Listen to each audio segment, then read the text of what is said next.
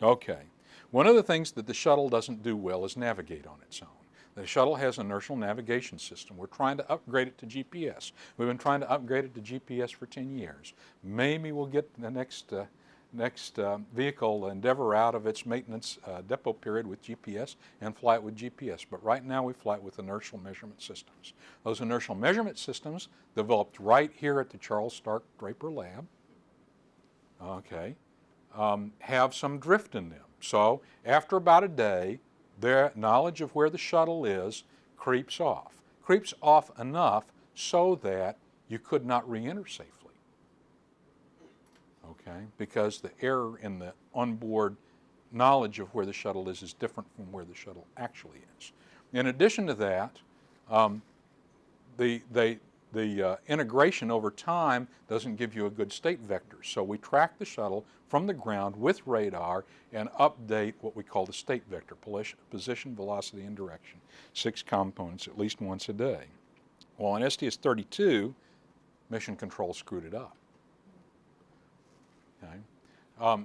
There's a long flight. The 9th day of the flight, the NCO officer sent a bad command that caused the shuttle orbiter to lose attitude control. And if the propulsion system had been configured differently, they were on the little jets. If they had been on the big jets, we might have used up enough gas so that the crew could not have re-entered safely. So this is a serious error. It also happened at about 3 in the morning. I would offer to you that you ought not do critical things in the wee hours of the morning. Writing term papers, you know, running somewhat hazardous experiments are not things you want to do at 3 in the morning. Okay. The error was recognized and corrective actions were taken immediately, but due to some other circumstances, it was a near thing. We were out of control and out of communications for about 10 minutes, and this was in the middle of crew sleep. What they did basically was uplink a state vector that told the computer that the position of the orbiter was somewhere outside the Milky Way galaxy. I mean, it was that kind of an error. Okay. Here's the story for the night. This is 17 days, 23 hours to 18 days GMT. This was in the early part of the year.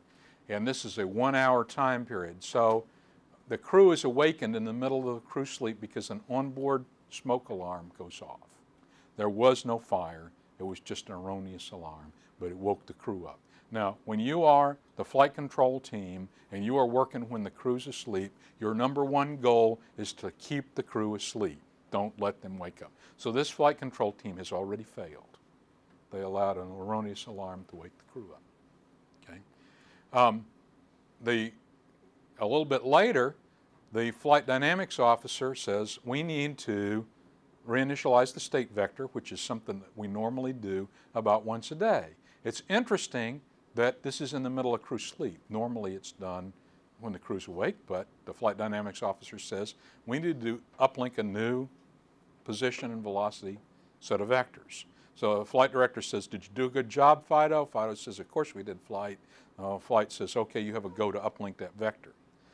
The integrated communications officer gets the word from the flight dynamics officer, I want you to go to the computer and get vector number umpty-ump and uplink it to the crew.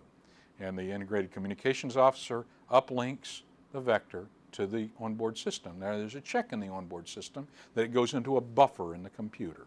And that buffer gets sent telemetry back to the ground, and the ground computer compares what's in the onboard versus what's sent, and they should be the same. We send about 5,000 commands in the course of a 2-week flight, and normally they always compare.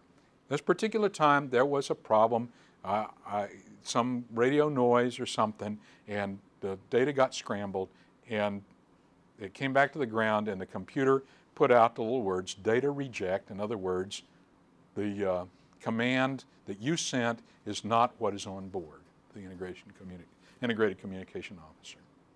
Okay? The back room is doing other things. The guy in the front room integrated communications officer, checks the display, says, for whatever reason at 3 in the morning, okay, punches the button to send the execute. In other words, move the data from the buffer into the navigation software. It's wrong, but he just makes a human error and sends it. His backroom guy, because we always work in teams, is doing something else and didn't check his work. Normally there's a check and balance. Before you send the buffer execute, you say to somebody else, does this look okay to you too? And he missed that check. What happens? They send this command, and the shuttle thinks it's in orbit around, I was going to say Alpha Centauri, but it was a lot farther away than that. Doing what we call local vertical, local horizontal hold, where you're supposed to kind of keep the well, now it's doing LVLH around a star in the Andromeda galaxy, I guess, and it goes out of control. Not fast, not just tumble end over end. It reaches 3 degrees a minute rate, which is not a high rate, but you're moving out of your attitude. Well, what happens? When you move out of your attitude, the antennas are no longer pointing at each other. The shuttle antenna is no longer pointing at the tracking and data relay satellite. So command, data, voice go away.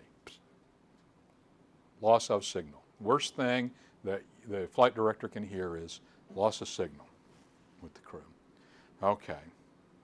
We got lucky because about 10 minutes later, it just happened to be acquired back through the satellite. Just happened to be acquired back. We got lucky, and they called the crew.